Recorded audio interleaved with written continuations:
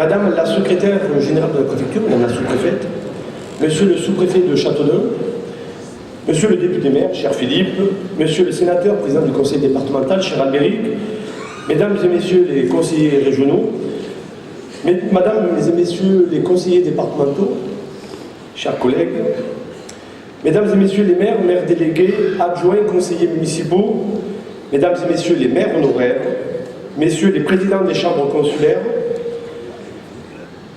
Messieurs les directeurs de services, Mesdames et Messieurs les officiers, sous-officiers à leur grade de fonction, honorable Assemblée, Mesdames et Messieurs, chers amis.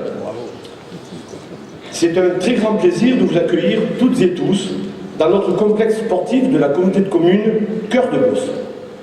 Vous avez répondu encore une fois très nombreux à l'invitation de Philippe qui, lors de ses vœux voilà un an, relevait très justement que nous sortions d'une journée de travail bien remplie à la préfecture, à l'occasion d'une commission départementale de coopération intercommunale. Je vois donc, Madame la secrétaire générale, que vous coordonnez vos agendas, puisque cette année encore, aujourd'hui même, nous revenons de la préfecture pour une réunion ô combien importante et très intéressante, celle de la CDCI, présidée par Monsieur le Préfet. Les vœux du député sont désormais une tradition dans la commune déléguée de Vaud.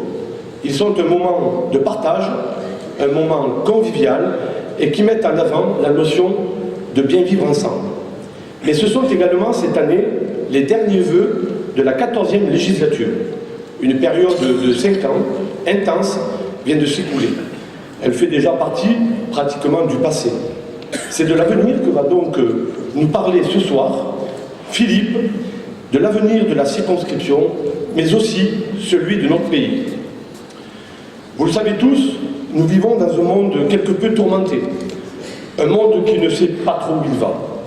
Le Brexit, pour lequel s'est prononcé le peuple britannique, l'élection de Donald Trump aux États-Unis et ses nombreuses déclarations polémiques à l'endroit de l'Europe, à l'endroit de la Chine, sur un protectionnisme américain inquiétant, avec le fameux slogan « America First », sur sa défiance par rapport aux enjeux environnementaux. Un monde violent, secoué par le terrorisme, un sujet sur lequel je me permets de revenir pour remercier une fois de plus les services de sécurité, de gendarmerie, de police et de secours pour les efforts fournis. Nous avons tous besoin d'un retour à une certaine stabilité, nous en tenir aux valeurs qui animent notre République. Nous ne pouvons plus tolérer une société gangrénée par le chômage, une société qui bride et étouffe ses entreprises. Pire, une société qui est exaspérée par ce qui vient de se passer ces dernières années. Aujourd'hui, que pouvons-nous constater? La tendance actuelle est à l'assistanat et au rêve du revenu universel. Voilà le monde dans lequel nous vivons, mais pas celui que les Français attendent. Nous attendons dans cette nouvelle année, une année 2017, riche en échéances électorales. Bien sûr, lorsque j'évoque cela, je ne fais pas allusion aux primaires, au deuxième tour des primaires qui se profilent, mais bien sûr aux présidentielles et législatives. Il faudra voter, il faudra faire voter, et il faudra surtout faire le bon choix. Nous avons besoin de nous recentrer sur nos fondamentaux. Vous avez dû d'ailleurs recevoir le tout dernier journal de notre député. Il fait état de tous les dossiers à résonance nationale sur lesquels Philippe s'est investi. Mais au-delà de cet échelon national, il faut bien voir que chacun de ces dossiers a son pendant dans notre territoire, dans notre circonscription. Je voudrais donc saluer publiquement ce soir l'action et l'engagement de Philippe pour notre bassin de vie et je voudrais que nous l'applaudissions tous.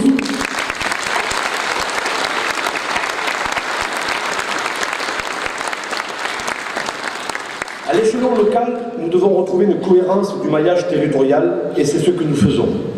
Nous agissons pour avancer ensemble, pour permettre au monde rural de préserver ses services publics. Et Philippe, tu es quotidiennement aux côtés des élus pour faire avancer et faciliter ces projets, les améliorer et maintenir une proximité. Je pense à la création des 2 nouvelles grandes communautés de communes de notre bassin de vie, celle du Grand Châteaudun et celle du Cœur de Beauce. profite d'ailleurs de cette évocation pour saluer les deux présidents, Alain Venot, maire de Châteaudun, et Jean-Louis Baudron, maire de Janville, qui, forts de leur expérience, seront deux excellents présidents. Ils sont tous deux entourés d'une équipe compétente, tous animés par l'envie d'un monde rural plein de vitalité et soucieux du maintien d'une indéniable qualité de vie. La proximité, je le crois sincèrement, sera le salut de notre pays. Il faut arrêter de croire au tout urbain. En tout cas, c'est ce que nous défendons au quotidien. Nous vivons dans des bassins de vie différents, dissociés et complémentaires à la fois. En fin de compte, mes chers amis, nous devons être conscients de notre tâche. Nous devons construire la ruralité de demain, avec comme axe principal la proximité. Et je salue l'action qui a été menée par le conseil départemental, cher Albéric, réunissant citoyens, acteurs du monde économique, associatif et élus au travers des diverses rencontres sur la ruralité d'avenir. La proximité, elle passe par l'emploi, et notre circonscription connaît quelques beaux succès, comme le développement du parc d'activités d'Artenay-Poupry, comme la prochaine évolution de la base aérienne de Châteaudun, et d'autres grands projets encore, comme l'arrivée du groupe Altrix à Châteaudun, le second site Bricorama. La proximité, elle passe par les transports. Philippe, tu t'es encore une fois investi pour le projet de l'A154. Tu t'es mobilisé pour les besoins des chemins de fer, notamment pour l'amélioration des lignes très dégradées que nous connaissons et pour la gare TGV que tu appelles de tes voeux. La proximité, elle passe par la communication, et je parle de la communication du XXIe siècle, celle qui amène le très haut débit vers nos entreprises, vers nos citoyens, les territoires connectés.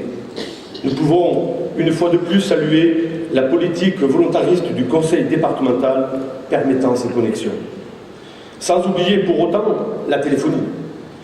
Et beaucoup de personnes ici présentes comprendront qu'il ne faut pas opposer le haut débit à la téléphonie mobile, comme il ne faut pas opposer le monde rural au monde urbain, comme certains pourraient le faire.